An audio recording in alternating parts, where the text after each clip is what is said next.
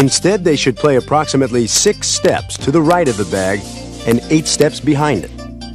Now that we've established a comfortable position at first base for fielding, we need to see the ball hit off the bat. Now we know the general direction the ball is hit. We don't want to follow the flight of the ball. We want to go directly to the base as quickly as possible. Now, we've gotten to the base as quickly as possible. We put our throwing side foot in the center of the base, giving the runner the entire baseline and base. We don't want to have an injury if we can prevent it.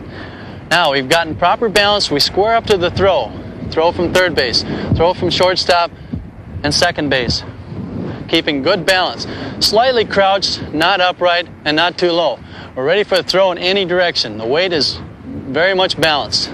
Once we see the throw in flight, then we step or stride towards that throw, extending the left or glove arm towards it. We receive the ball, not snatching at it or grabbing at it. A first baseman should determine his own range that he can go in all directions. Stepping off this way, stepping up the line, and then he has to work at it. Throw up in the air. Does he come off the base?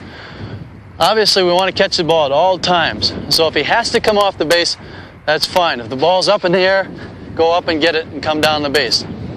Okay? If the ball's up the line too far, he comes up, catches the ball, and maybe tags the runner as he goes by. Ball behind the base, he simply has to go get it. We'd much rather have the ball caught than to get the extra base. Watch how Gold Glove Award winner Don Mattingly receives a throw at first base. When the ball is hit, he runs to the base as quickly as possible.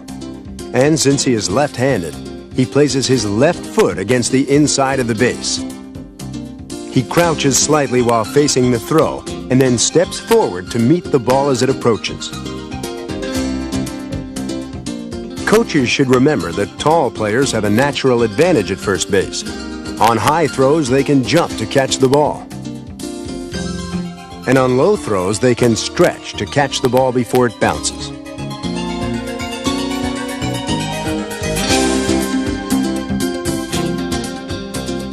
Sometimes the first baseman will not be able to reach the ball before it bounces. Instead, he will have to field the throw on a short hop. This is one of the most difficult plays a first baseman has to make.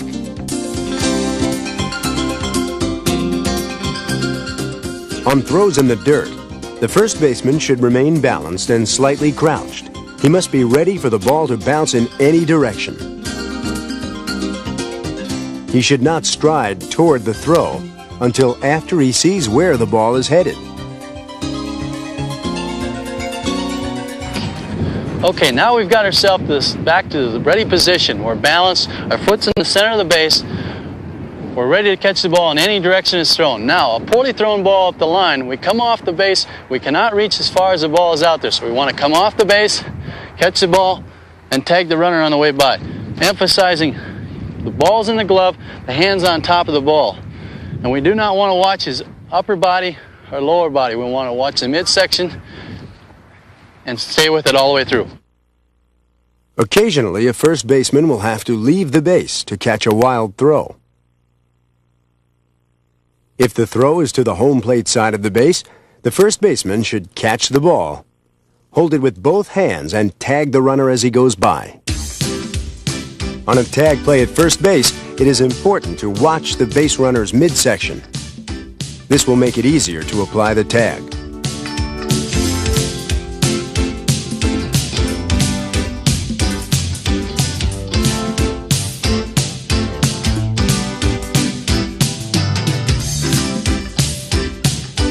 It is also important to stay out of the base runner's path.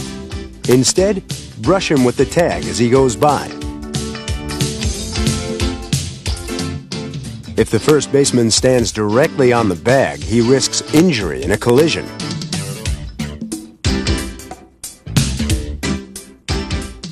Now let's see what happens when a ground ball is hit to the first baseman. If he can't make the play himself, he tosses the ball to the pitcher, who covers first base. Ideally, the ball should be tossed underhanded, chest high to the pitcher. But if the first baseman fields the ball far to his right, he may have to make an overhand throw instead. Either way, the ball should reach the pitcher before he reaches the base.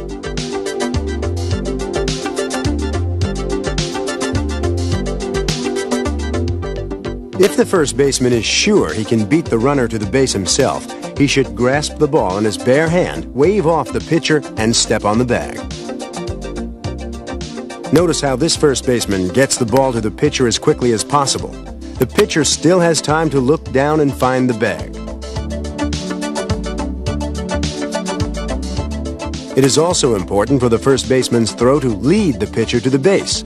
This pitcher is able to catch the ball without breaking stride. On this play, the first baseman nearly waits too long to make the throw. The pitcher is almost past first base when the ball finally arrives.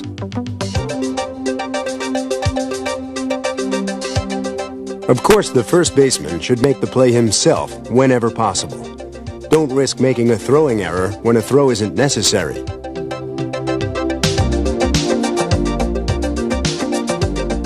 When there's a runner on first base with less than 2 out, the first baseman can start a double play. To do so, he throws the ball to the shortstop covering second base, then races to the bag to receive the return throw. On this play, notice how Coach Vavra must pivot his entire body before throwing to second base. That's because he throws right-handed. Left-handed first basemen have a natural advantage on double plays. Here, a left-handed first baseman starts a double play without a difficult pivot. He throws the ball to the inside of second base to avoid hitting the runner and still has plenty of time to receive the return throw.